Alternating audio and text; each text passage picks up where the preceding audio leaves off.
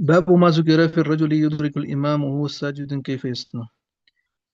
بسند متصل منا إلى الإمام الحافظ أبي عيسى محمد بن عيسى بن ثورة الترمذي رحمه الله تعالى قال: حدثنا هشام بن يونس الكوفي قال حدثنا المحاربي عن الحجاج عن أبي إسحاق عن حبيرة بن يريم عن علي وعن عمرو بن مرة عن ابن أبي ليلى عن معاذ بن جبل قال قال قال النبي صلى الله عليه وسلم: إذا آتى أحدكم الصلاة والإمام على حال فليصنع كما يصنع الإمام. قال أبو عيسى: هذا حديث غريب لا نعلم أحدا أسنده إلا ما روي من هذا الوجه، والعمل على هذا عند أهل العلم. قالوا: إذا جاء الرجل والإمام ساجد فليسجد، ولا تجزئه تلك الركعة إذا فاته الركوع مع الإمام.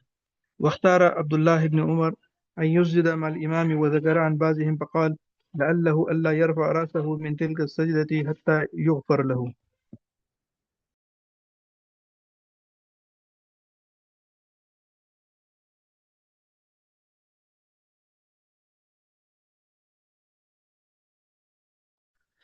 جی، یہ باب ہے، باب معذو کی رف الرجل، یہ باب ہے اس آدمی کے بارے میں یدرک الامام، جو امام کو سجدے میں پائے، کیف یصنع، کہ وہ کیا کرے۔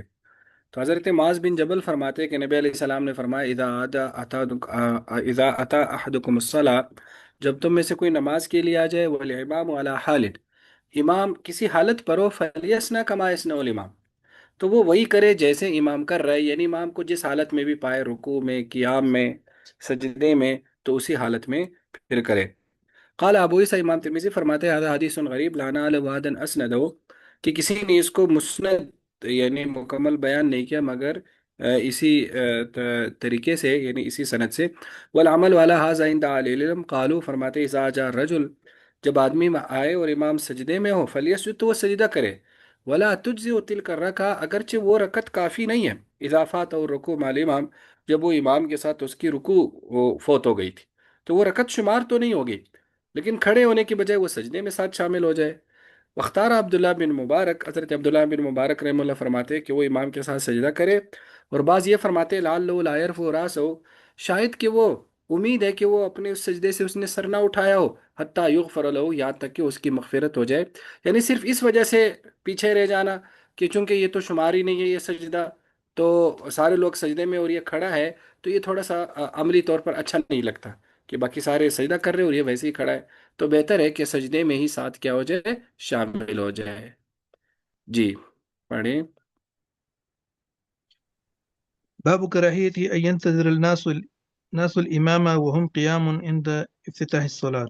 وبه قال حدثنا أحمد بن محمد قال أخبرنا عبد الله بن مبارك قال أخبرنا معمر عن يحيى بن أبي كثير عن عبد الله بن أبي قتادة عن أبيه قال قال رسول الله صلى الله عليه وسلم: إذا أقيمت الصلاة فلا تقوموا حتى تروني خرجت. وفي الباب عن أنس، وحديث أنس غير محفوظ. قال أبو عيسى: حديث أبي قتادة حديث حسن صحيح. وقد كره قوم من أهل العلم من أصحاب النبي صلى الله عليه وسلم وغيرهم أن ينتظر الناس الإمام وهم قيام. وقال بعضهم: إذا كان الإمام في المسجد وأقيمت الصلاة فإنما يقومون إذا قال المؤذن: قد قامت الصلاة، قد قامت الصلاة، وهو قول ابن المبارك. شابش، ماشاء اللہ۔ تو یہ باب ہے کراہیتو کہ مکروہ ہے، این تذیر الناس والامام، کہ لوگ امام کا انتظار کرے، وہم قیام، جب کہ وہ سب کھڑے ہوں، عند افتتاح الصلاح، نماز کے افتتاح کے وقت، یعنی سارے کھڑے ہو کر امام کا انتظار کر رہے ہیں، ابھی امام آئے نہیں، تو اس طرح سے کرنا مکروہ ہے۔ کہ نبی علیہ السلام اذا اقیمت الصلاح، جب نماز کی اقامت کہی جائے، فلا تقوموا، تو تم نہ کھڑے ہو جاؤ، حتیٰ ترونی، یہاں تک کہ تم مجھے دیکھ لو، خرج تو کہ میں نکل پڑا ہوں، پھر کھڑے ہو۔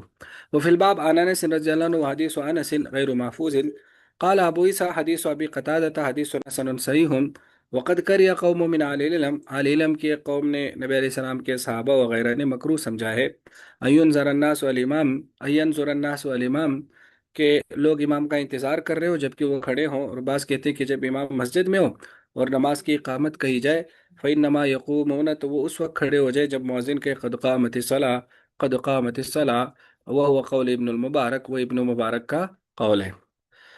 دیکھو اس میں یہ ہے کہ نبی علیہ الصلوۃ والسلام کا چونکہ جو حجرہ مبارک تھا وہ مسجد کے بالکل قریب تھا، تو ساتھ ہی تھا، تو اس لیے جب نماز کا ٹائم صحابہ سمجھتے تھے کہ اب ہونے لگا ہے تو وہ کھڑے ہو جاتے تھے۔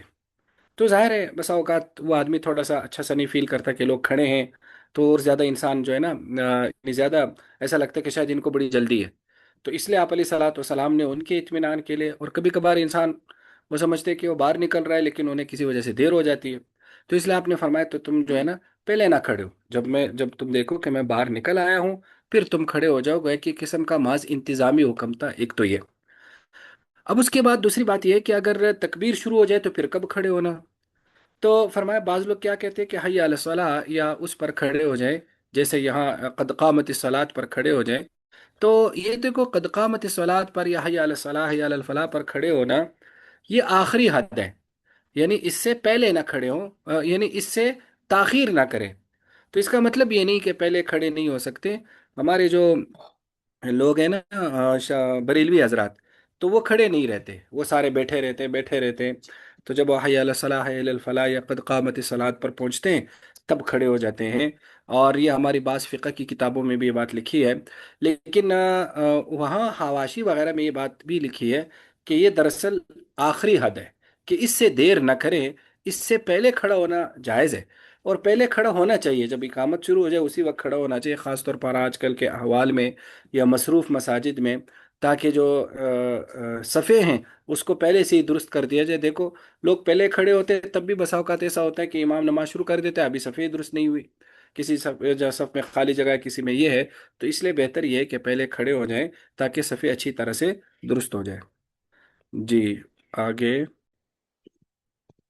سر یہ باب جو ما ذکر بریلوی فی ہیں الثناء تو وہ اول۔ اشہد ان محمد رسول اللہ پہ کھڑے ہوتے ہیں، وہ نہ حیا علیہ الصلوۃ پہ ہوتے ہیں نہ وہ قد قامت الصلاۃ پہ، وہ جو میں نے نوٹ عرب کیا۔ میں ایسا کرتے ہیں نہیں نہیں، جو ادھر جو ہمارے بریلوی حضرات ہیں وہ اشہد ان وہ محمد اشہد رسول ان اللہ۔ محمد رسول اللہ پہ کھڑے ہوتے ہیں۔ ہاں جی ہاں جی، میں نے نوٹ کیا ہے وہ اس پہ کھڑے ہوتے ہیں، وہ حیا علیہ الصلوۃ پہ نہیں ہوتے، یا قد قامت الصلاۃ پتہ نہیں کیا ان کا۔ جی سر، جی سر، یہ ایسا ہی ہے، محمد رسول اللہ ٹھیک ہے، کہہ کے انگوٹھے چوم کے آنکھوں کو لگا کے پھر کھڑے ہوتے ہیں۔ صحیح ہے، بس ٹھیک ہے۔ ہمارے بریلوی حضرات کا جو دین ہے نا یہ بھی بڑا پیارا دین ہے، یہ اسے نفرت نہیں کرنی چاہیے، اچھا ہے، اس میں کافی محبت ہے، تو اور ٹھیک دوسرا ہے سر، اصل۔ رائوڈ میں جب وہ تکبیر شروع ہونے والی ہوتی ہے، یعنی اس کی اقامت شروع ہوتی ہے، تو پہلے یہی کہتے ہیں کہ صفیں درست کر لیں، تو صفوں کا درست کرنا جو ہے یہ نماز کے لوازم میں سے ہے، اور اس کے لیے بڑا اجر ہے جو صفیں درست کر کے نماز پڑھتے ہیں، تو اس سے یعنی یہ ثابت کرنا مقصود ہوتا ہے کہ بھی نماز کی صف جو ہے نا وہ پہلے درست کی جائے، اور پھر جو ہے نا وہ تکبیر کہی جائے، یا امام اس وقت تکبیر کہے جب صفیں درست ہو جائیں، تو اس میں یعنی اس میں اور اس میں کچھ تو تھوڑا سا کیسے وہ ہم کریں گے، تطبیق کیسے کریں گے؟ دیکھو تطبیق دراصل یہ تو اصل میں یہ جو بریلوی حضرات کی بات ہے یہ تو ویسے ہی انہوں نے بات کہی ہے نا، یعنی یہ تو ہے کہ وہ سمجھتے ہیں، انہوں نے اس طرح کے حواشی وغیرہ جس میں لکھا ہے کہ قد قامت صلاح پہ کھڑے ہونا یا حی علی الصلاح پہ، تو اسی پہ ہی کھڑے ہوتے ہیں، وہ میں نے بتا دیا یہ آخری حد ہے۔ جو نبی علیہ السلام کی حدیث ہے ظاہر ہے وہ اس سے ریلیٹڈ نہیں ہے اس مسئلے سے جو جو آپ نے اٹھایا ہے، کیونکہ وہ تو نبی علیہ السلام کے نکلنے کی بات ہوتی تھی، تو آپ علیہ السلام فرماتے تھے جب تک تم مجھے نہ دیکھو تو نہ کھڑے ہو۔ اب آپ دیکھیں جب نبی علیہ السلام نکل رہے ہیں اور صحابہ اس وقت تو کھڑے ہو جاتے تھے کیونکہ آپ نے فرمایا اسی وقت کھڑے ہو سکتے ہو، تو اس وقت بھی تو اقامت شروع نہیں ہوئی ہوگی، تو لہٰذا گویا کہ یہ جو صفیں درست کرنے کا معاملہ ہے اس کی انتہائی اہمیت ہے، انتہائی، اور خلفائے راشدین خود صفیں سیدھی کرتے تھے، نبی علیہ السلام خود صفیں سیدھی کرتے تھے اور لوگوں کو کہتے تھے کہ آگے ہو جاؤ، کسی کو کہتے تھے پیچھے ہو جاؤ، تو اس لیے یہ بالکل صحیح عمل ہے، کیونکہ صفیں درست کرنا انتہائی اہم معاملہ ہے، اور جو ہے نا وہ صحیح کر رہے ہیں بالکل۔ جی باب ما ذكر في الثناء على الله والصلاة على النبي صلى الله عليه وسلم قبل الدعاء. وفيه قال حدثنا محمود بن غيلان قال حدثنا يحيى بن آدم قال حدثنا أبو بكر بن عياش عن عاصم عن زر عن عبد الله قال كنت أصلي والنبي صلى الله عليه وسلم وأبو بكر وعمر معه فلما جلست بدأت بالثناء على الله ثم الصلاة على النبي صلى الله عليه وسلم ثم دعوت لنفسي فقال النبي صلى الله عليه وسلم سل تعطى سل تعطى. وفي الباب أن فضالة بن عبيد قال أبو عيسى حديث عبد الله حديث حسن صحيح. وروى أحمد بن حنبل عن يحيى بن أبي آدم هذا الحديث مختصرا. बाबू मा ज़ुकिर फ़ी सनाई अल्लाह व सलातु अला नबी सल्लम क़ब्ल दुआ के अल्लाह ताला की तारीफ करना और नबी अलैहि सलाम पर दुरूद भेजना दुआ से पहले। तो हज़रत अब्दुल्ला फरमाते हैं कि मैं नमाज पढ़ रहा था और नबी अलैहि सलाम, हज़रत अबू बकर, हज़रत उमर आपके साथ थे। फलम्मा जस्तु, जब मैं बैठ गया, बदा तो बिसना अल्लाह, तो मैंने अल्लाह की सना बयान की, फिर नबी अलैहि सलाम पर दुरूद, फिर मैंने अपने लिए दुआ की। तो आपने फरमाया सल तो था कि आप मांगे आपको दिया जाएगा, आप मांगे आपको दिया जाएगा। वो फिलबा बिन फजाला बिन उबैद काल अबू ईसा हदीस अब्दुल्लाह हदीस हसन सहीहुन वरवा अहमद इब्न हम्बल अन इब्न आदम हाज़ल हदीस मुख्तसरन। तो देखो यही है कि ये नमाज के आदाब में से कि पहले अल्लाह की तारीफ की जाए, फिर नबी अलैहि सलाम पर दुरूद पढ़ा जाए, तो इससे दुआ जो है ना ये ज़्यादा कबूल होती है। तो कह के ये भी आदाब में से। जी आगे। باب ما ذكر في تطيب المساجد. وبه قال حدثنا محمد بن الحاتم البغدادي قال حدثنا عامر بن صالح الزبيري قال حدثنا هشام بن عروة عن أبيه عن عائشة قالت أمر رسول الله صلى الله عليه وسلم ببناء المساجد في الدور وأن تنزف وتطيب. وبه قال حدثنا حناد قال حدثنا عبدة ووكيع عن هشام بن عروة عن أبيه أن النبي صلى الله عليه وسلم أمر فذكر نحوه وهذا أصح من الحديث الأول.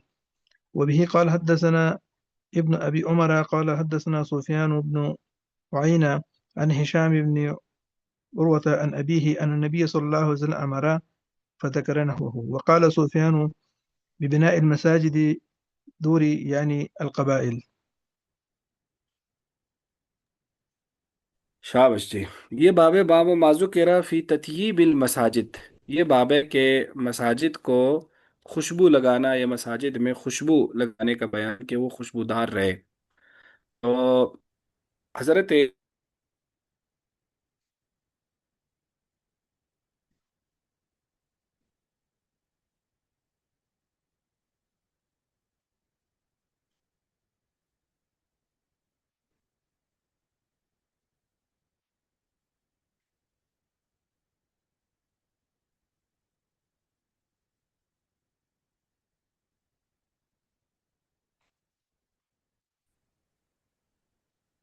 शाबाश कि हज़रत आयशा रज़ी अल्लाह ताला अन्हा से रिवायत है, फरमाते हैं कि अमर नबी सल्लल्लाहु अलैहि वसल्लम बिबिनाइल मसाजिद, कि नबी अलैहि सलाम ने मसाजिद बनाने का हुक्म दिया। फिर दूरी, दूर का मतलब होता है मोहल्ले में, गलियों में। वयुनज़फ़ा, और ये कि उसको पाक साफ रखा जाए। वो युतय्यबा, और उसको खुशबू भी लगाई जाए। तो आगे भी इसकी दूसरी सनद जिक्र कर दी और फरमाया वाज़ असा मिनल हदीसिल अव्वल, कि सनद के एतबार से ये ज़्यादा सही है। और उसके बाद वक़ाल सुफियान बिबनाइल मसाजिद फिर दूर, दूर का मतलब होता है यानी अलकबाइल, यानी हर कबीले की अलग मस्जिद होनी चाहिए, जिसको आज के एतबार से आप कह सकते हैं मोहल्ले। तो हर कबीले की अलग मस्जिद का मकसद यही है कि जो है ना करीब करीब मसाजिद रहें तो ज़्यादा फ़ायदा होता है। तो गोया कि हर हर मोहल्ले में मसाजिद होनी चाहिए ताकि लोगों को नमाज तक आने जाने में आसानी हो और कोई मसला ना हो। जी आगे। باب ما جاء أن صلاة الليل والنهار مثنى مثنى. وبه قال حدثنا محمد بن بشار قال حدثنا عبد الرحمن بن مهدي قال حدثنا شعبة عن يعلى بن عطاء عن علي الأزدي عن ابن عمر عن النبي صلى الله عليه وسلم قال صلاة الليل والنهار مثنى مثنى. قال أبو عيسى اختلف أصحاب شعبة في حديث ابن عمر فرفعه بعضهم ووقفه بعضهم. وروي عن عبد الله عمري عن نافع عن ابن عمر عن النبي صلى الله عليه وسلم أنه هذا. والصحيح ما روي عن ابن عمر عن النبي صلى الله عليه وسلم أنه قال صلاة الليل والنهار مثنى مثنى. وروى وروى ثقات عن عبد الله بن عمر عن النبي صلى الله عليه وسلم ولم يذكروا فيه صلاة النهار. وقد روي عن عبيد الله النافع عن ابن عمر أنه كان يصلي بالليل مثنى مثنى وبالنهار أربعة. وقد اختلف أهل العلم في ذلك، فرأى بعضهم أن صلاة الليل والنهار مثنى مثنى، وهو قول الشافعي وأحمد. وقال بعضهم إن صلاة الليل مثنى مثنى، ورأوا صلاة التطوع بالنهار أربعة مثل الأربع قبل الظهر وغيرها من صلاة التطوع، وهو قول سفيان الثوري وابن المبارك وإسحاق.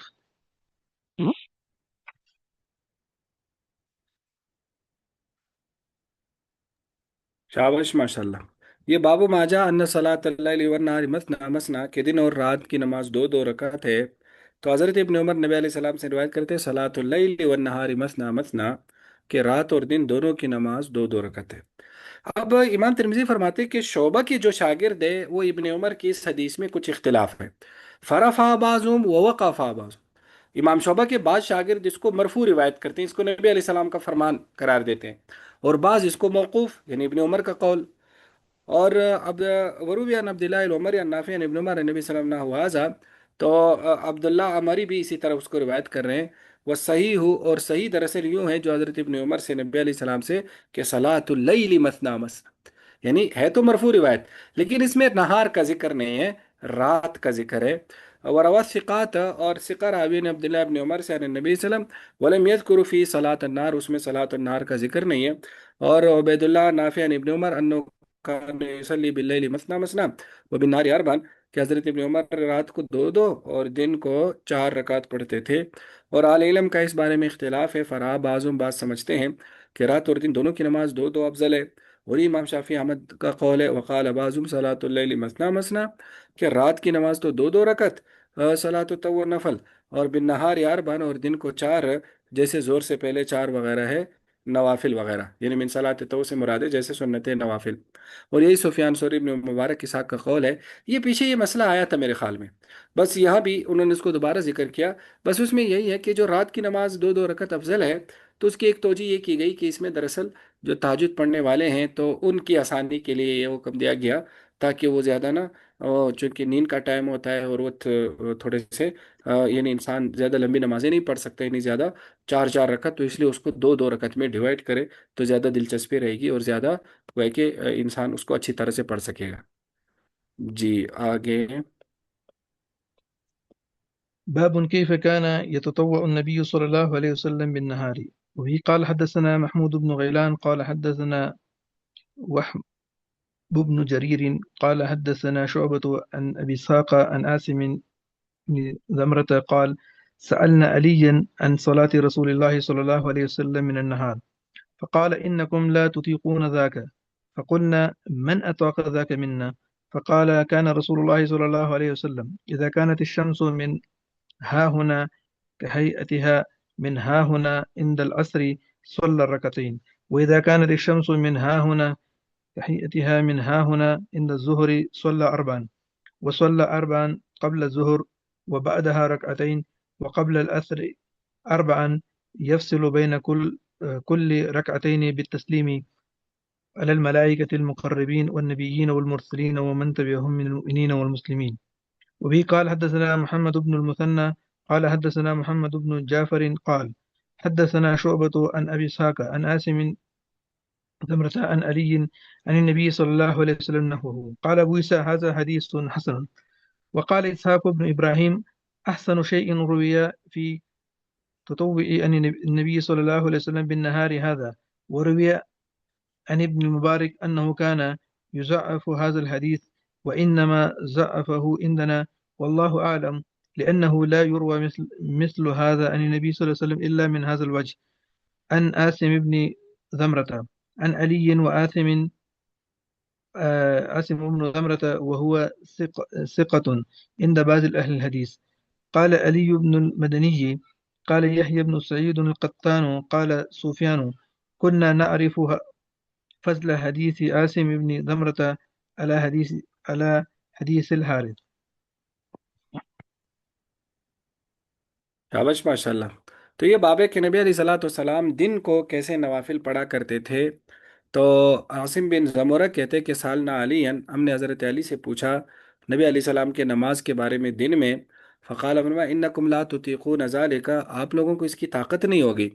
فقلنا، تو ہم نے کہا من اطاق ذالک منا، کس کو اس کی طاقت ہو سکتی ہے؟ یعنی ظاہر ہے طاقت تو نہیں ہے، پھر بھی آپ لوگ بتائیں۔ تو انہوں نے فرمایا کہ کان رسول اللہ صلی اللہ علیہ وسلم اذا کانت الشمس منہا ہونا، کہ جب نبی علیہ الصلوۃ والسلام سورج یہاں ہوتا تھا، مشرق کی طرف اشارہ کیا، کہائی عطیہ منہا ہونا عند العصر، جیسے وہ ادھر ہوتا ہے عصر کے ٹائم، یعنی مغرب کی طرف اشارہ کیا، صلی رکعتین، نہیں تو 2 رکعتیں پڑھتے تھے، یعنی اشراق کی۔ وَإِذَا كَانَتِ الشَّمْسُ مِنْ هَاهُنَا، اور جب سورج یہاں ہوتا تھا یعنی مشرق کی طرف اشارہ کیا، کہائی عطیہ مِنْ هَاهُنَا عند الظهر، جیسے زور کے ٹائم یہاں ہوتا ہے، ظاہر ہے وہ 10 11 بجے کی طرف مقصد ہے، اس وقت وہ مشرق سے کافی بلند ہوتا ہے، جیسے وہ مغرب سے کافی بلند ہوتا ہے زور کے ٹائم میں۔ صلی اربعین، تو 4 پڑھتے تھے، وہ یصلی، اور پڑھتے تھے زور سے پہلے بھی 4، اس کے بعد 2 رکعتیں، اور عصر سے پہلے 4، یفصل بین کل رکعتین بالتسلیم، 2 رکعتوں میں سلام سے فصل کرتے تھے، گویا کہ دو دو رکعت کر کے پڑھتے تھے، اور اس میں ملائکہ مقربین، نبیین مرسلین، ومن تبع من المؤمنین المسلمین، یعنی اسی کو سلام کہتے کہ ان سب پر سلامتی کی دعا کرتے تھے، یعنی سلام کرتے تھے۔ اور دوسری حدیث عاصم بن زمورہ سے ہے، عن علی عن نبی صلی اللہ علیہ وسلم قال نحوا۔ اب امام ترمذی فرماتے ہیں کہ یہ حدیث حسن ہے، وقال اسحاق بن ابراہیم، اسحاق بن ابراہیم کہتے ہیں احسن شیء رویہ، بہترین حدیث جو مروی ہے نبی علیہ السلام سے دن کے نوافل کے بارے میں، وہ یہ حدیث ہے۔ وروی ابن المبارک،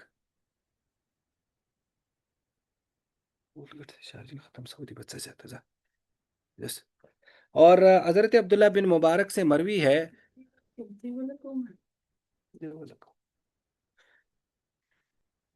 کہ حضرت عبداللہ بن مبارک سے مروی ہے انہو کان یضاعف هذا الحدیث، کہ وہ اس حدیث کو ضعیف قرار دیتے تھے۔ جی، وَإِنَّمَا ضَعَفُ عِندَنَا، کہ انہوں نے ان کو ضعیف کیوں قرار دیا، واللہ عالم، لأنه لا يروى مثل هذا عن النبي صلی اللہ علیہ وسلم من هذا الوجه عن عاصم بن زمرہ عن علی، کہ وہ جو یہ والی حدیث ہے یہ عاصم بن زمرہ کے طریق سے مروی ہے، اور عاصم بن زمرہ جو ہے یہ بعض اہل حدیث کے ثقہ ہے، اور علی بن مدینی کہتے ہیں کہ ہے بن سعید قطان کہتے ہیں کہ سفیان کہتے ہیں کہ کننا نعرف فضل حدیث عاصم بن زمرہ علی حدیث الحارث، کہ ہم عاصم بن زمرہ کی حدیث کو اعلیٰ سمجھتے تھے حارث کی حدیث پر۔ دراصل یہ دونوں حضرت علی کے شاگرد ہیں، کہ یہ حارث سے آور اس کو کہا جاتے تھے، اور عاصم بن زمرہ، تو ان کے نزدیک عاصم بن زمرہ کی حدیث جو ہے نا وہ زیادہ اعلیٰ ہے، تو گویا کہ اس میں نبی علیہ السلام کے دن کے نوافل کا نقشہ جو ہے نا وہ کھینچا گیا ہے۔ جی آگے۔ باب في كراهية الصلاة في لهوف النساء. وبه قال حدثنا محمد بن عبد الأعلى قال حدثنا خالد بن الحارث عن أشعث وهو ابن عبد الملك عن محمد بن سيرين عن عبد الله بن شقيق عن عائشة قالت كان رسول الله صلى الله عليه وسلم يصلي في لهف النساء. قال أبو عيسى هذا حديث حسن صحيح وقد روي في ذلك رخصة عن النبي صلى الله عليه وسلم. شابش، یہ باب ہے، باب ما جاء فی کراہیت الصلاۃ فی لحف النساء۔ لحف کہتے ہیں اس کو آپ اوڑھنی کہہ سکتے ہیں، یعنی ہر وہ کپڑا جو اوڑھا جاتا ہے تو اس کو گویا کہ لحف کہتے ہیں۔ تو یہاں اوڑھنیوں سے مراد یہ ہوگا کہ جو سوتے وقت جو کپڑا لیا جاتا ہے، یا ویسی ایک بڑی چادر جو لی جاتی ہے، تو وہ گویا کہ مراد ہوگی کہ نبی علیہ السلام اپنی بیویوں کے لحافوں میں، ان کی اوڑھنیوں میں نماز جو ہے نا وہ نہیں پڑھتے تھے۔ قال ابو عیسیٰ ھذا حدیث حسن صحیح، اور اس بارے میں رخصت بھی مروی ہے۔ دیکھو، جو عورت جو اوڑھنی یا جو کپڑا اوپر لیتی ہے تو اس میں نماز نہیں پڑھتے تھے، کیوں؟ ہو سکتا ہے کہ وہ جو ہے نا وہ ناپاک ہوا ہو، ظاہر ہے عورتوں کے بسا اوقات ایام مخصوصہ ہوتے ہیں، تو ہو سکتا ہے اس میں کوئی ناپاکی لگی ہو، یا ظاہر ہے بچے بھی ساتھ ہوتے ہیں تو بسا اوقات بچوں کی وجہ سے بھی وہ ناپاک ہو سکتا ہے، تو اس لیے وہ احتیاطاً گویا کہ منع کیا گیا کہ اس میں نہ پڑھیں، لیکن بہرحال اس کو لے سکتے ہیں۔ ہاں، اس میں ایک چیز کا لحاظ رکھنا ہوگا کہ وہ مرد اور عورت کی مشابہت کا والا پہلو بھی آ جائے، کہ بالکل ایسا نہ ہو کہ مرد اور عورت کی مشابہت اس میں آ جائے، تو اگر تو کسی آدمی کو اس وسے نہیں آ سکتے اور اسے پتہ ہے کہ یہ بالکل پکے طور پر پاک ہے، تو پھر اسے اوڑھ کر نماز پڑھ بھی سکتے، کوئی حرج نہیں ہے، لیکن وہ مشابہت والے پہلو سے بچنا ہوگا، گویا کہ کپڑا ایسا ہونا چاہیے جو گویا کہ دونوں اس کو لے سکتے ہو۔ سمجھ میں آ گیا یا نہیں آیا؟ جی صحیح. جی آگے. باب باب ما يجوز من المشي والعمل في الصلاة التطوع. وبه قال حدثنا أبو سلمة يحيى بن حلف قال حدثنا بشر بن المفصل عن برد بن سنان عن الزهري عن عروة عن عائشة قالت جئت ورسول الله صلى الله عليه وسلم يصلي في البيت والباب عليه مغلق فمشى حتى فتح لي ثم رجع إلى مكانه ووصفت الباب في القبلة. قال أبو عيسى هذا حديث حسن غريب.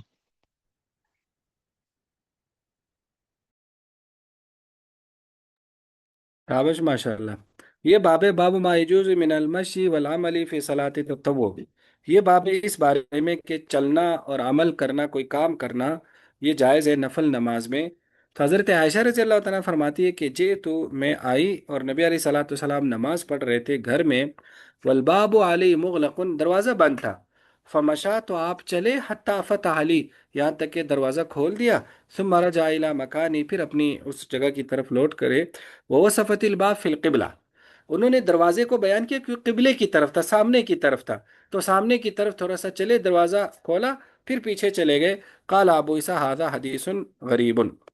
देखो इसमें अब ये है कि नमाज में अमल करना, तो असल में यह है कि नमाज में अमल कसीर, ज़्यादा अमल मुफसिद सलात है और अमल कलील मुफसिद सलात नहीं.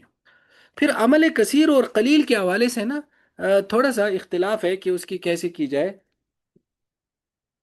तो अब उसमें यह है कि बाज़ लोग ये कहते हैं कि अगर दोनों हाथों से कोई काम करे तो वो अमल कसीर है, अगर एक हाथ से करे तो वो अमल कलील है. लिहाजा मोबाइल बंद करना है एक हाथ से करें, कोई टोपी सीधी करनी है, कोई कपड़े ठीक करने हैं, या कोई और ऐसा काम करने की ज़रूरत पेश आई, तो अगर एक हाथ से करे तो वो अमल कलील है, और अगर दो हाथों से करे तो वो क्या होगा, अमल कसीर होगा. एक कौल ये है. और हम अहनाफ क्या ज़्यादा मशहूर कौल ये कि अगर देखने वाला उसको समझे कि ये नमाज में नहीं है, वो अपने काम ऐसे अंदाज से कर रहा है जो कर रहा है, कि देखने वाला समझे कि ये आदमी नमाज में नहीं है, तो वो अमल कसीर है. और अगर देखने वाला समझे कि ये नमाज में है, तो ये क्या होगा, ये गोया कि अमल कलील होगा, तो गोया कि देखने वाले का एतबार होगा. और एक ये है. और बाज़ लोग कहते हैं कि नहीं, खुद जो नमाजी पढ़ रहा है ना, जो नमाज पढ़ रहा है, वो अगर किसी काम को अमल कलील समझता है तो वो अमल कलील है, और अगर वो किसी काम को अमल कसीर समझता है तो वो अमल कसीर है. गोया कि उसकी अपनी उस ईमानदारी या उसके अपने उस जहन का है कि वो नमाज में इस किसी भी काम करने को कैसा समझता है. तो अगर वो समझते हैं कि भाई ये नमाज की मुनाफी नहीं, मुनाफी है ये काम इस तरह से करना, तो गोया कि उसको अच्छा नहीं लग रहा कि नमाज में इस तरह से करूं, या उसको ज़्यादा गोया कि अमल कसीर लग रहा है, तो फिर वो अमल कसीर होगा. और अगर उसको समझता है कि नहीं, मैं नमाज की रियायत करके ये अमल कर रहा हूँ, तो फिर वो क्या होगा, अमल कलील होगा. तो गोया कि एक कौल इस हवाले से ये भी है. तो ये गोया कि मुख्तलिफ अकवाल है अमल कलील और कसीर के. एक बात तो ये, दूसरी बात इसमें ये समझे कि ये नफल और फ़र्ज का फिर कोई फ़र्क नहीं है कि हम नफल में फिर वो कर सकते हैं, फ़र्ज में नहीं. नहीं, वैसे ही इमाम तिरमिज़ी ने यहाँ ततव्वो का लफ्ज़ तो बोला है, लेकिन फ़र्ज और नफल में फ़र्क नहीं है. जो फिर फ़र्ज जिससे फासिद होगा तो नफल भी फासिद होगा, और जो नफल फासिद होगा तो फ़र्ज भी फासिद होगा. तो ऐसा लग रहा है कि नमाज में बहरहाल कुछ न कुछ अमल करने की गुंजाइश है, इतनी भी सख्ती नहीं है जितना समझा जाता है. जैसे मसलन नबी अलैहि सलाम दरवाजे तक जाते हैं, दरवाज़ा खोलते हैं, थोड़ा सा पीछे हो जाते हैं. बस औकात ऐसा होता है कि आदमी ऐसी जगह खड़ा होता है, वहाँ गुजरने वालों को तकलीफ होती है, कोई और ऐसा मसला है, वो हिलता ही नहीं, भाई थोड़ा सा पीछे हो जाए, थोड़ा सा आगे हो जाए, थोड़ा सा साइड पे हो जाए. तो इस तरह से करने में कोई हर्ज नहीं है, लेकिन जाहिर है वो चलने वाला अंदाज ऐसा होना चाहिए जिससे पता चले कि वो नमाज में. अब इसी से वो आता है मोबाइल बंद करना नमाज में. अब कुछ सूफी हजरात, उनके मोबाइल बजते रहते हैं, बजते रहते हैं, बजते रहते हैं, लेकिन वो बंद ही नहीं करते. तो गोया कि अमल कलील से नमाज में मोबाइल बंद करना निहायत आसान है. जाहिर है हर आदमी को मोबाइल का पता है कि कहाँ हाथ लगाने से, कहाँ उंगली लगाने से वो बंद हो सकता है, तो बड़ी आसानी से हो सकता है.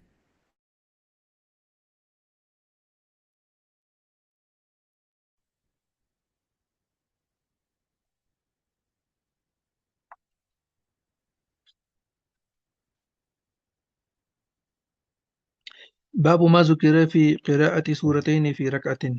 وبه قال حدثنا محمود بن غيلان قال حدثنا أبو داود قال أنبأنا شعبة عن الأعمش قال سمعت أبا وائل قال سأل رجل عبد الله عن هذا الحرب غير آس أو ياسن قال كل القرآن قرأت غير هذا قال نعم قال إن قوما يقرؤونه ينثرونه نثر الدقل لا يجاوز تراقيهم إني لا أعرف صور النظائر التي كان رسول الله صلى الله عليه وسلم يقرن بينهن قال فأمرنا القمة فسأله فقال 20 سورة من المفصل كان النبي صلى الله عليه وسلم يقرن بين كل سورتين في كل ركعة قال أبو عيسى هذا حديث حسن صحيح.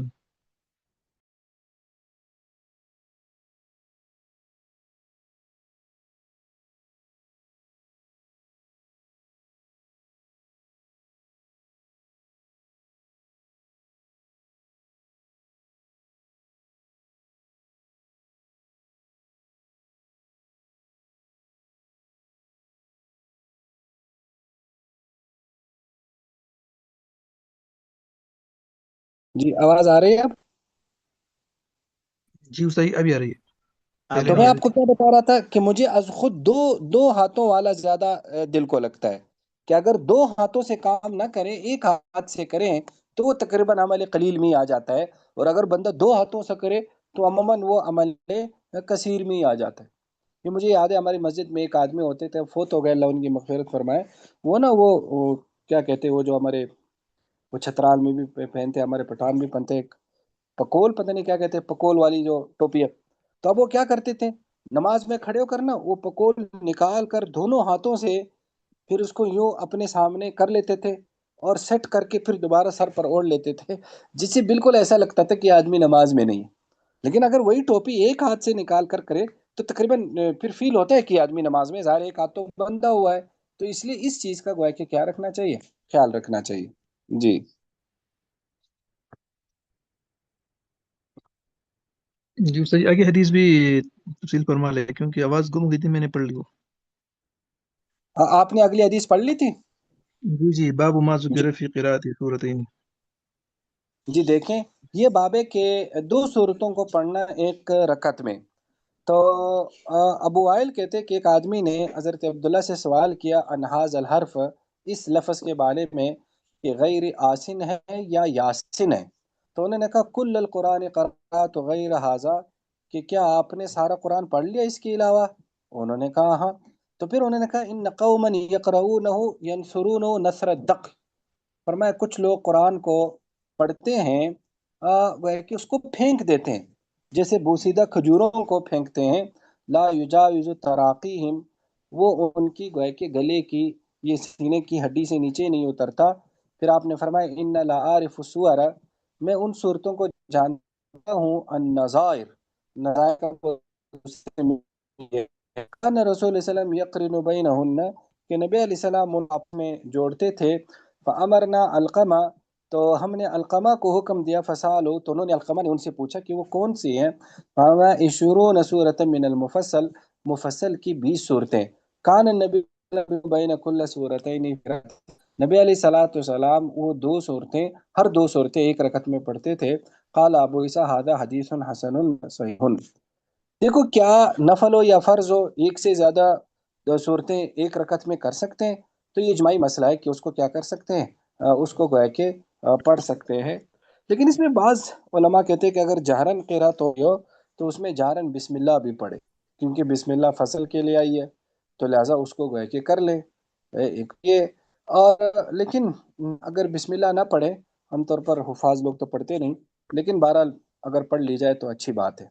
اور دوسری بات یہ ہے کہ اس میں کیا کرے، اوپر سے نیچے آ جائے، نیچے سے اوپر نہ جائے، یعنی پہلی اور بعد والی صورت کو ملا لے.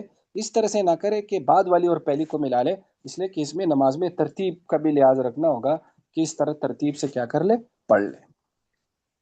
یہ سمجھ میں آ گیا یا نہیں آیا؟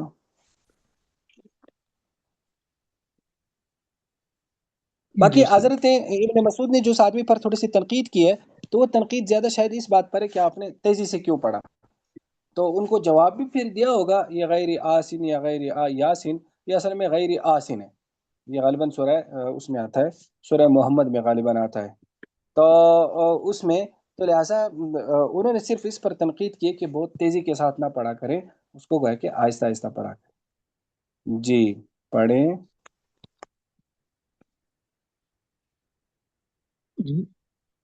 باب ما ذكر في فضل المشي إلى المسجد وما يكتب له من الأجر في خطاه. وبه قال حدثنا محمود بن غيلان قال حدثنا أبو داود قال أنبأنا شعبة أن الأعمش سمع ذكوان أن أبي هريرة رضي الله عنه عن النبي صلى الله عليه وسلم قال: إذا توضأ الرجل فأحسن الوضوء ثم خرج إلى الصلاة لا يخرجه أو قال لا ينهزه إلا إياها لم يخطو خطوة إلا رفع الله بها درجة أو عنه بها خطيئة. قال أبو عيسى هذا حديث حسن صحيح. شاباش، یہ باب ہے کہ چلنا، پیدل چلنا مسجد میں، اور جو اس میں ثواب ہے فی خطا ہو، یعنی قدم اٹھانے میں، قدم رکھنے میں، قدموں میں، تو نبی علیہ السلام فاحسن الوضو، اچھی طرح سے وضو کرے، ثم خرج الی الصلاۃ، نماز کے لیے نکلے، لا یخرجو، اس کو نہیں نکالا، او لا ینہزہ الا ایاہ، اس کو نہیں اٹھایا مگر نماز میں سے، لا یخطو خطوۃ، تو وہ ایک قدم نہیں رکھتا مگر ذریعے درجہ بلند کرتے ہیں، اور ایک گناہ اس کا گویا کہ معاف کرتے ہیں، تو گویا کہ یہ بھی سارے اتنی بڑی کی بات ہے۔ جی آگے۔ باب ما ذكر في الصلاة بعد المغرب أنه في البيت أفضل. وبه قال حدثنا محمد بن بشار قال حدثنا إبراهيم بن أبي الوزير قال حدثنا محمد بن موسى عن سعد بن إسحاق بن أجرة عن أبيه عن جده قال: صلى النبي صلى الله عليه وسلم في مسجد بني عبد الأشول المغرب، فقال ناس يتنفلون، فقال النبي صلى الله عليه وسلم: عليكم بهذه الصلاة في البيوت. قال أبو عيسى هذا حديث غريب لا نعرفه إلا من هذا الوجه. وصحيح ما روي عن ابن عمر قال: كان النبي صلى الله عليه وسلم يصلي ركعتين بعد المغرب في بيته. وقد روي عن حذيفة أن النبي صلى الله عليه وسلم صلى المغرب فما زال يصلي في المسجد حتى صلى العشاء الآخرة. ففي هذا الحديث دلالة أن النبي صلى الله عليه وسلم صلى الركعتين بعد المغرب في المسجد.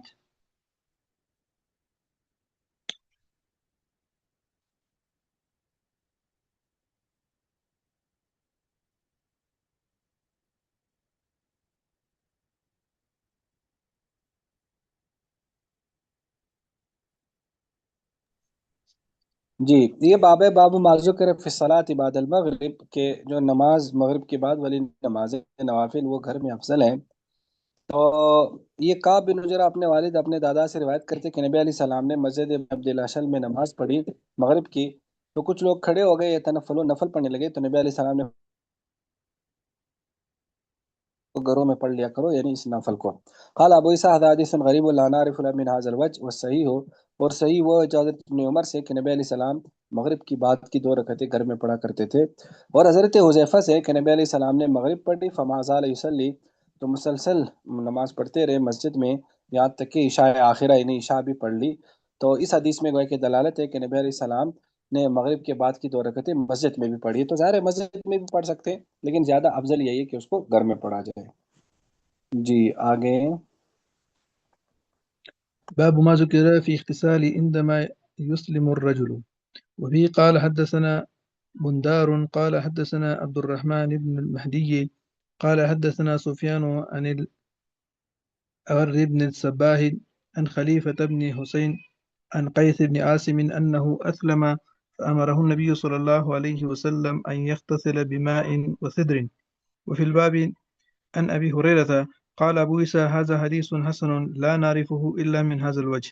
والأمل عليه عند أهل العلم يستحبون للرجل إذا أسلم أن يغتسل ويغسل ثيابه. شابش، یہ باب ہے کہ آدمی جب جو ہے نا مسلمان ہو جائے تو اس وقت غسل کرنا. تو قیس بن عاصم کہتے کہ وہ مسلمان ہو گئے تو نبی علیہ السلام نے انہیں پانی اور بیری کے پتوں سے غسل کرنے کا حکم فرمایا. وفي الباب عن ابي هريره قال ابو اسحاق حديث حسن لا نعرف من هذا الوجه والعمل عليه عند اهل العلم يستحبون للرجل کہ مستحب ہے آدمی کے لیے کہ جب وہ مسلمان ہو جائے کہ وہ غسل کرے اور اپنے کپڑوں کو بھی دھو لے. دیکھو اگر تو وہ یقینی طور پر جنبی ہے پھر تو غسل فرض ہو گیا، لیکن اگر وہ یقینی طور پر جنبی نہیں ہے تو پھر اسلام کے احترام میں یا اسلام کی وہی ہے. جی آگے. باب ما ذكر من التسمية عند دخول الخلاء. وبه قال حدثنا محمد بن حميد الرازي قال حدثنا الحكم بن بشير بن سلمان قال حدثنا خلاد صفار عن الحكم بن عبد الله الصري عن أبي إسحاق عن أبي جحيفة عن علي بن أبي طالب أن رسول الله صلى الله عليه وسلم قال ستر ما بين أعين الجن وعورات بني آدم إذا دخل أحدهم الخلاء أن يقول بسم الله. قال أبو عيسى هذا حديث غريب لا نعرفه إلا من هذا الوجه وإسناده ليس بذاك وقد روي عن أنس عن النبي صلى الله عليه وسلم شيء من هذا. شابش. یہ باب ہے کہ بیت الخلاء میں داخل ہونے میں حضرت علی بن ابی طالب ستر ما بین اعین الجن، جنات کی آنکھوں اور بنی آدم کے ستر کے درمیان جو پردہ ہے جب انسان بیت الخلاء میں داخل ہو جائے وہ یہ ہے کہ وہ بسم اللہ کہے. یعنی جب وہ بسم اللہ کہے گا تو یہ پردہ اور حجاب بن جاتا ہے، پھر جنات انسان کو نہیں دیکھ سکتے. قال ابو عیسیٰ ھذا حدیث غریب لا نعرف من ھذا الوجه، اور اس کی اسناد زیادہ قوی نہیں، اور حضرت انس سے اس بارے میں اور بھی چیز گویا کہ مروی ہے، یعنی اور بھی حدیثیں مروی ہیں اس میں. پھر یہ بھی الفاظ ہے اللہم انی اعوذ بک من الخبث والخبائث جو کتاب الطہارہ میں گزری تھی. جی آگے. باب ما ذكر من سيماء هذه الأمة من أثار السجود والطهور يوم القيامة. وبه قال حدثنا أبو الوليد الدمشقي قال حدثنا الوليد بن مسلم قال صفوان بن عمرو أخبرني يزيد بن خمير عن عبد الله بن بسر عن النبي صلى الله عليه وسلم قال أمتي يوم القيامة غر من السجود محجلون من الوضوء. قال أبو عيسى هذا حديث حسن صحيح غريب من هذا الوجه من حديث عبد الله بن بسر.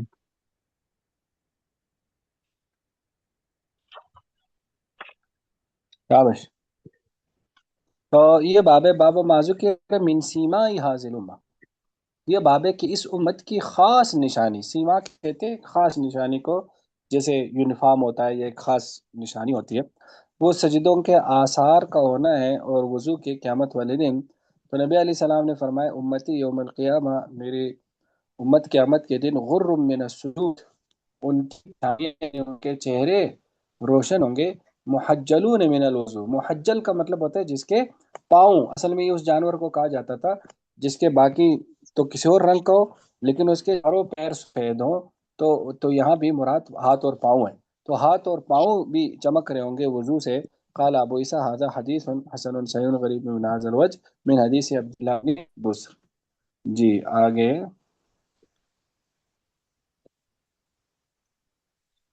باب ما يستحب من التيمم في الطهور.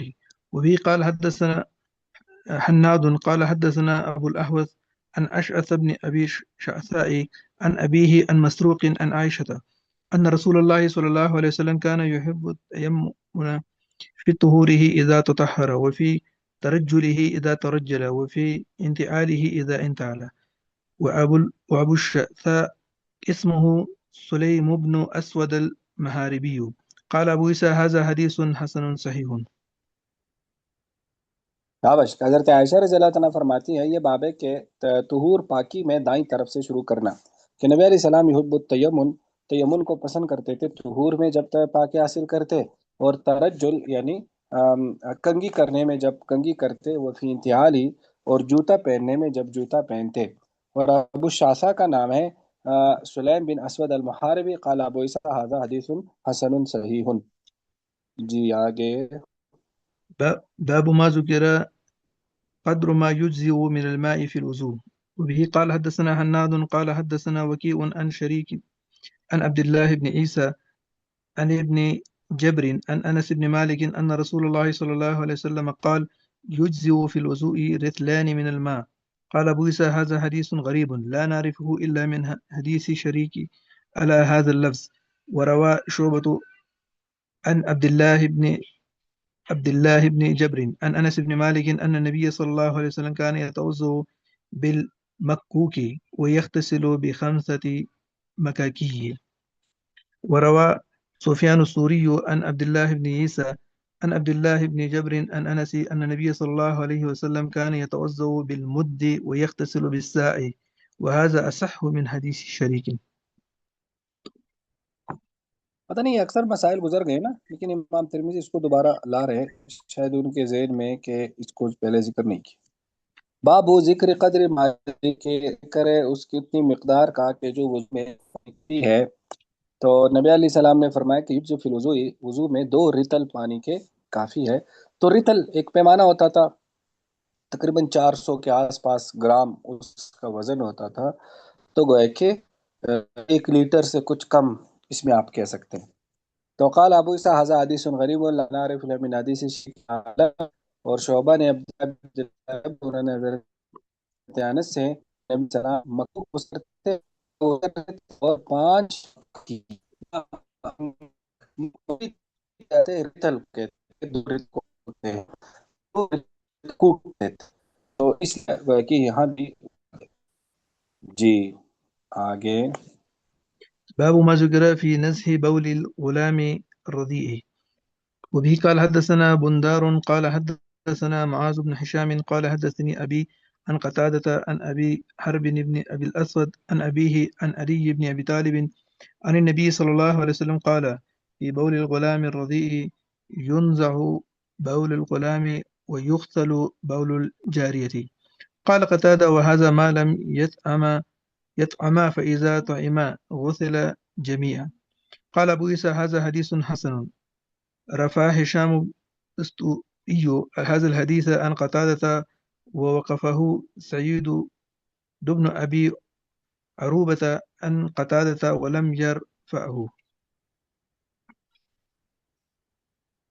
یہ پہلے گزرا بیتا یہ ہشام الدستوائی کی کہ یہ باب ہے کہ جو دودھ پینے والا بچہ ہے اس کے پیشاب پر چھینٹے مارے جائیں گے. تو حضرت علی کرم اللہ وجہ نبی علیہ السلام سے روایت کرتے ہیں کہ لڑکے کے جو دودھ پینے والا لڑکا ہے، بچہ ہے، اس کے غلام کے اس کے پیشاب کے بارے میں ينزع بول الغلام کہ اس پر چھینٹے مارے جائیں گے اور لڑکی کے پیشاب کو دھویا جائے گا. قال قتادہ یہ اس وقت ہے معلوم یطعما جب تک دونوں نے کھانا شروع نہ کیا، اور فیضا طعیمہ جب کھانا شروع کریں، غسل جمیعاً تو دونوں کو دھویا جائے گا.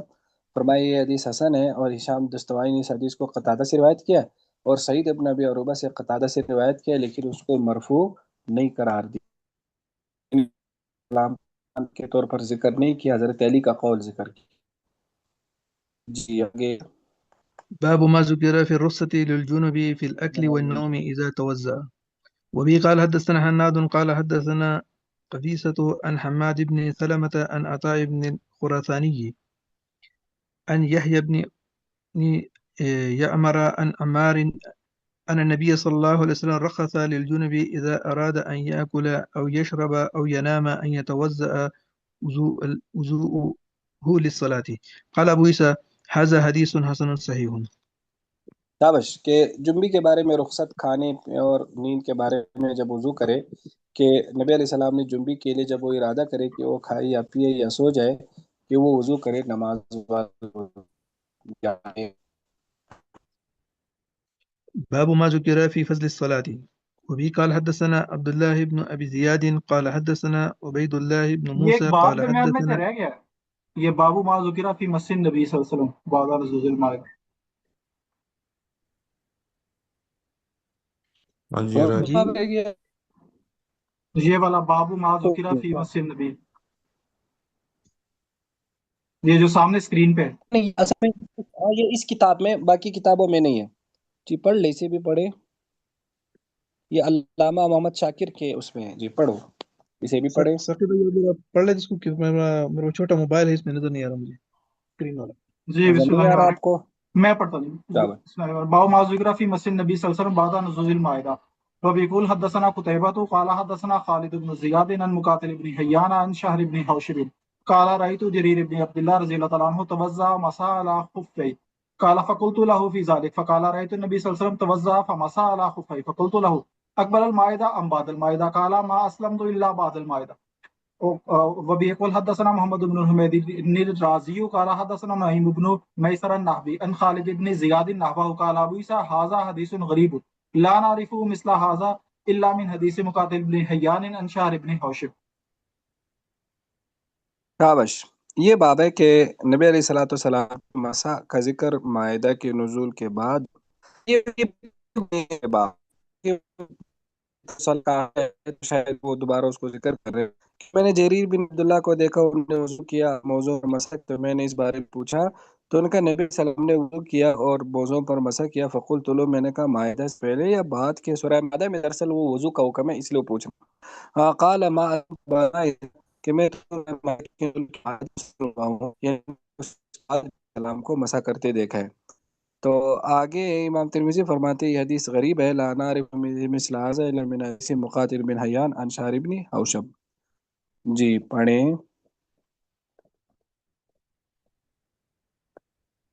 جی صحیح، یہ تو ہم نے پڑھ لیا۔ ما ذکر فی فضل الصلاۃ، یہ والا پڑھو جی۔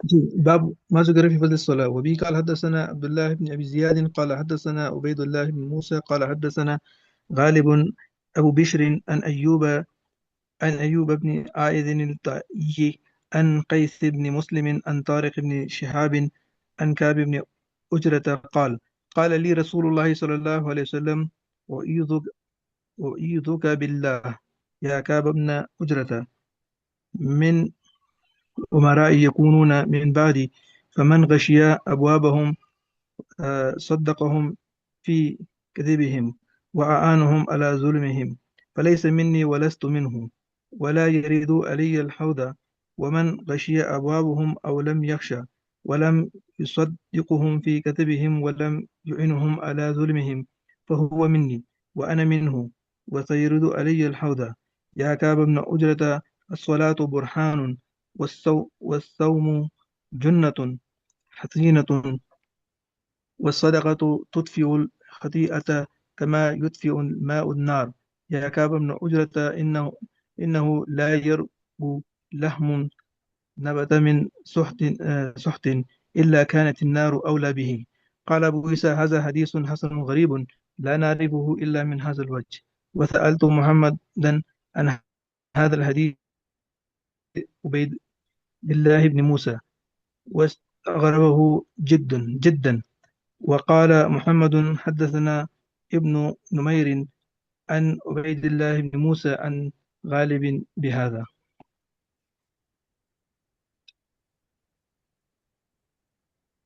جی یہ باب ہے، باب ما جاء فی فضل الصلاۃ، نماز کی فضیلت کے حوالے سے۔ تو حضرت کعب بن عجرہ کہتے ہیں کہ مجھے نبی علیہ السلام نے فرمایا وَإِعُوذُ بِاللَّهِ، میں آپ کو اللہ کی پناہ میں دیتا ہوں ایک مجرا ایسے امراء سے، یعنی حکمراں سے، یکونون من بعد، من بعد آئیں گے، فمن غشی ابوابہم، جو لوگ ان پہ آئیں ان کی تصدیق ان کے جھوٹ کے بارے، ہاں ان کے ظلم پر کی قیادت کرے، فلیس منی ولست منہ، مجھ سے میں ان ہوں، یعنی میں تعلق نہیں، ولا یرد علی الحوض، وہ حوض پر میرے پاس نہیں آ سکے گا، اور جو ان کے بازو پر اولم یخشا، یا نہ جائے لیکن وہ تصدیق نہ کرے ان کے جھوٹوں میں اور نہ ان کے ظلم پر ان کی اعانت کرے، تو وہ مجھ سے، میں اس سے ہوں، یعنی اس کا مجھ سے تعلق ہے۔ وَسَيَرِدُ عَلَيَّ الْحَوْضُ، وہ پر میرے پاس آئے گا ایک کعب نے مجرا۔ پھر آپ نے فرمایا الصلاۃ برہان، نماز جو ہے دلیل ہے، والصوم جنۃ حسینۃ، اور روزہ جو ہے وہ ایک مضبوط ڈھال ہے، حسین و حسن سے قل مضبوط۔ پھر آپ نے فرمایا صدقہ یہ گناہ کو ایسے مٹاتا ہے جیسے پانی آگ کو۔ نے فرمایا نہیں بڑھتا کوئی گوشت نہیں بڑھتا جو جس نے پرورش پا ہو من حرام سے مگر دوزخ اس کی زیادہ حقدار ہے، وہ دوزخ میں جلے گا۔ قال وہی حسن غریب ولا نعرف من هذا الوجه، کہتے وسان تو محمد ہماری صدی میں کہا، تو انہوں نے اس کو نہیں پہچانا مگر عبید اللہ بن موسیٰ کے طریق سے، واستغربوا جدا، اس کو بہت عجیب سمجھا کہ حدیث تھوڑی سی عجیب ہے، نہیں اپنے سے اور بن کے اعتبار سے۔ وقال محمد حسن ابن عبد اللہ بن موسیٰ عن غالب بهذا۔ جی یہ آخری باب بھی پڑھ لیں۔ جی باب منه. وفي قال حدثنا موسى بن عبد الرحمن الكوفي قال حدثنا زيد بن الحبابي قال أخبرنا معاوية بن صالح قال حدثني سليم بن عامر قال سمعت أبا أمامة يقول سمعت رسول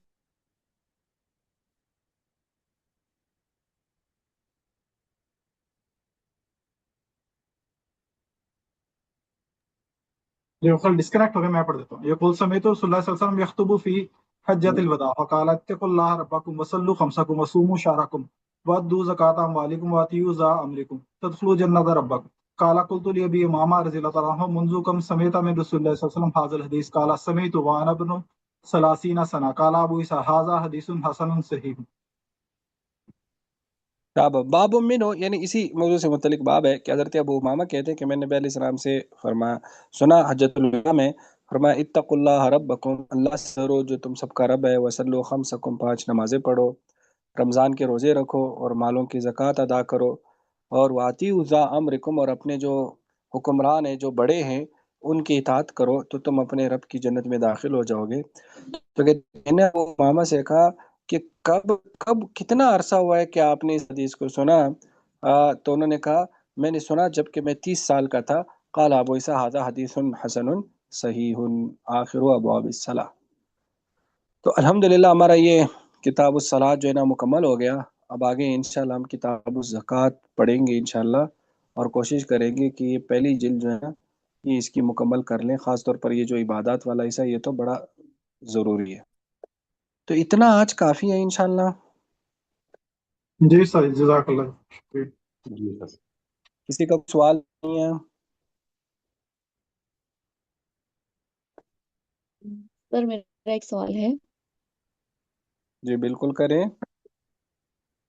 اس میں سر ایک تو وہ سجدہ تلاوت کے بارے میں کہ آپ نے کہا کہ سجدہ تلاوت احناف کے ہاں واجب ہے، اور اب ہم جیسے اکثر ایسا ہوتا ہے کہ ہم منکر تو نہیں سمجھتے اس کو، لیکن مس ہو جاتا ہے، اور آپ نے کہا کہ منکر اگر کوئی سمجھتا ہے فرض کو، یا فرض ہے مجھے اب یہ یاد نہیں ہے، کچھ اس طرح کی بات آپ نے کہی تھی، تو لیکن یہ کہ مس ہو جاتا ہے، مس اس طرح سے کہ جیسے اگر اب قرآن سناتے ہوئے یا قرآن سنتے ہوئے وہ ایک دم سے سجدہ نہیں ہوتا، پھر یاد رہا تو کر لیا، نہ نہیں یاد رہا تو مس بھی ہو گیا۔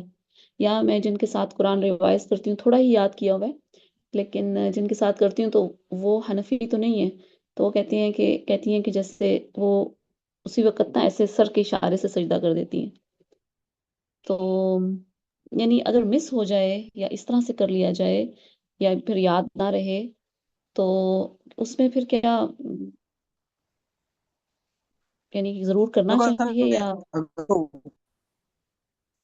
نہیں کرنا؟ تو یہ میری بھی بہت ہے، جب بھی میں یاد کرتا ہوں کہ کتنے مس ہے، جب یاد آتا ہے کہ بھائی جائی حفظ کرتے ہوئے پتہ نہیں کتنی بار پڑھتے ہوں گے، 10 بار تو پڑھتے ہوں گے، پھر سناتے ہوں گے تو پتہ نہیں کتنے سارے سجدے رہتے ہیں، تو اس لیے یہ میرے لیے بھی کافی اس کا مقام ہے۔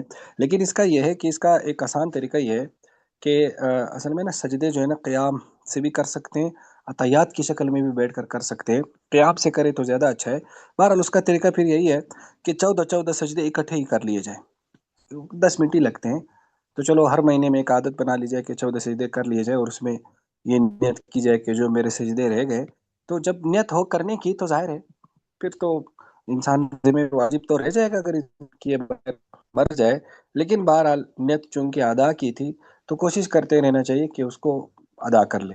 لیکن یہ اس کی طرح یعنی جو سارے فرض نمازوں کی طرح تو اس طرح سے نہیں ہے، لیکن بہرحال واجب کا بھی ایک مقام ہے، اور عمل کے اعتبار سے وہ کافی ضروری ہوتا ہے، تو کر لینا چاہیے، بہتر یہی ہے۔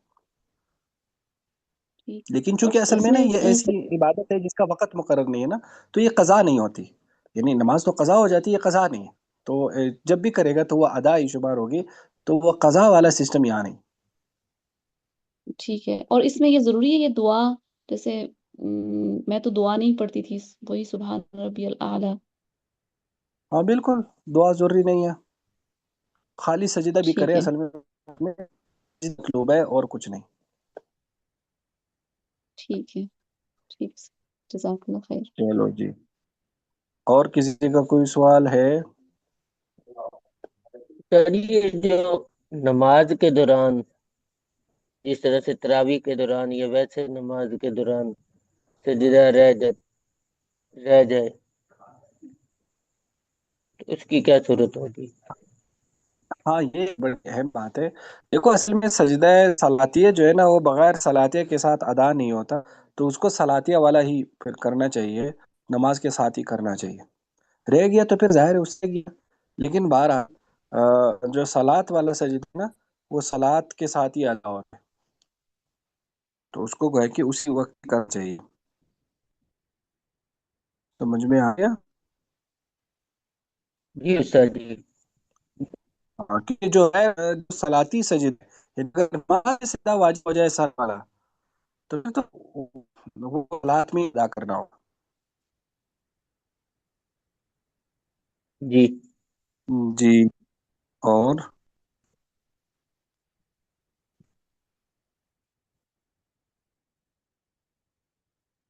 کوئی نہیں ہے؟ چلے ٹھیک ہے پھر انشاءاللہ،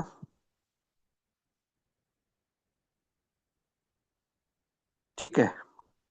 السلام علیکم ورحمۃ اللہ۔ وعلیکم السلام۔